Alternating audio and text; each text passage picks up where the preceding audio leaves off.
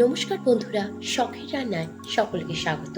আমাদের আজকের রেসিপি ঘরে কিশমিশ তৈরির সহজ পদ্ধতি। কি ভাবছেন, ভুল শুনছি? একদম না। আজ নিয়ে হাজির হয়েছি কিশমিশের রেসিপি, এবং এটি আপনারা কিভাবে 6 থেকে 8 মাস সংরক্ষণ করে রাখবেন সেটি দেখাবো। নিজের শখের সঙ্গে সঙ্গে আমার শখের রান্নায় জুড়ে থাকুন। চ্যানেলটি সাবস্ক্রাইব করতে ভুলবেন না, সঙ্গে কমেন্ট, লাইক, শেয়ারও ভুলবেন না কিন্তু।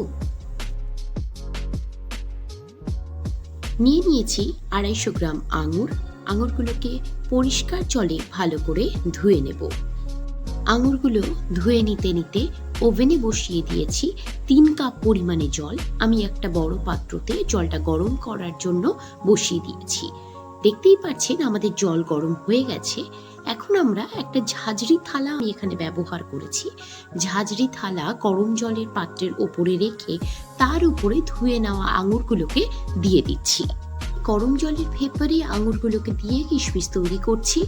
অনেকে ডাইরেক্ট গরম জলের ভেতরে দিয়ে আঙুরগুলোকে ভাপিয়ে নেয়।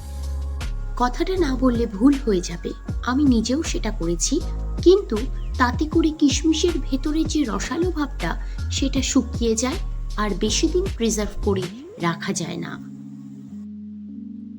8 থেকে 10 মিনিটের জন্য ঢেকে দেব।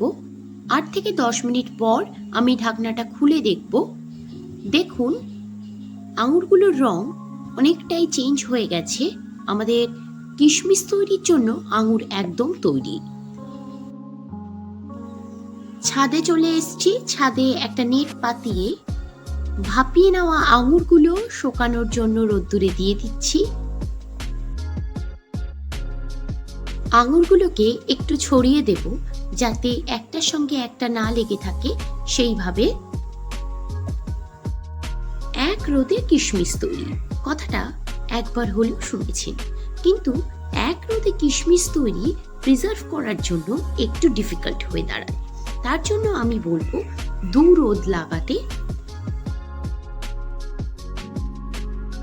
2 দিন রোদে শুকানোর পর আমাদের কিশমিশ একদম তৈরি। মার্কেটের মতো কিশমিশ তৈরি হয়েছে কিনা আমি বলবো না, আপনারা বলবেন বাড়িতে কিশমিশ তৈরি করে কমেন্ট বক্সে। ততক্ষণের জন্য ওয়েট করুন শখের রান্নায় আরো কোনো নতুন রেসিপির জন্য। সকলে সুস্থ থাকবেন, ভালো থাকবেন। Thank you.